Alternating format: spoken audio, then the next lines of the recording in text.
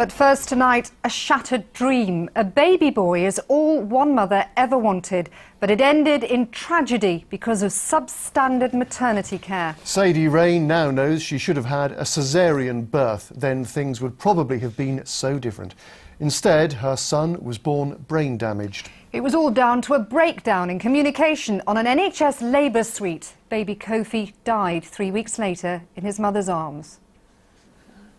All they ever wanted was a healthy baby boy.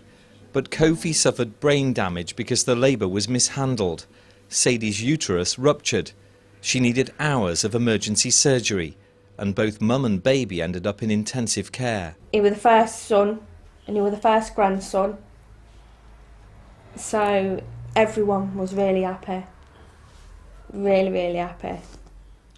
And it's just like everyone's dreams got threw away. It's hard. It's just really difficult. Every day is a different day, but you have to try your best to cope, just to get on. I was expecting to go in, have the baby, come out and be at home the next day. And to me, I went in, came out with no baby at all. Kofi died in his mother's arms, 3 weeks old. Leicester General's accepted blame. The family knows if there'd been a caesarean delivery, things could have been so different. The family solicitor recently settled the case following the tragedy in 2004. The saddest part of this case is that there was nothing unusually difficult about this delivery. There was just poor communication between the midwives and the doctors, and most importantly, the doctor who was taking care of Sadie failed to recognise when she was out of her depth and when to call for help. In a statement, the hospital trust said, "We offer our deepest sympathies. It was clear a mistake had been made and we told the family straight away.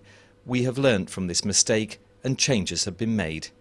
The family's accepted £40,000 compensation, but says it's not about money. Sadie's since had another girl, Sienna, distraction from her grief. Without her, she says she wouldn't have coped. Rob Sissons, East Midlands Today, Leicester. Well, earlier we spoke to Jeanne Roberts from the Royal College of Midwives. We asked her if such a tragedy like this could happen again. If there are enough midwives around, chances are cases like this won't happen and they'll be much more rarer. We have, from the Royal College of Midwives, have said to the government that we need more midwives on the floor. We're looking at 5,000 midwives for England alone this year. And that's really important because we find that when things go wrong, if you look back, it may be due to a shortage of midwives. There's not enough people there to provide the care that's required. Because Mrs. Raine saw a number of different midwives, and that's not what you want, is it?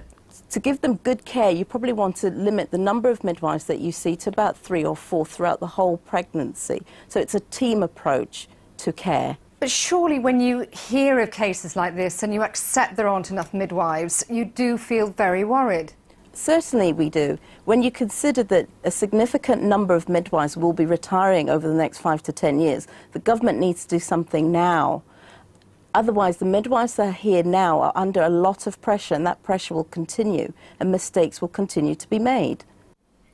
Next, there are calls tonight for more police in a village where a 20-year-old man was stabbed. It happened in Cockgrave in Nottinghamshire, where some people say they're afraid to go out after dark. Well, the police say they're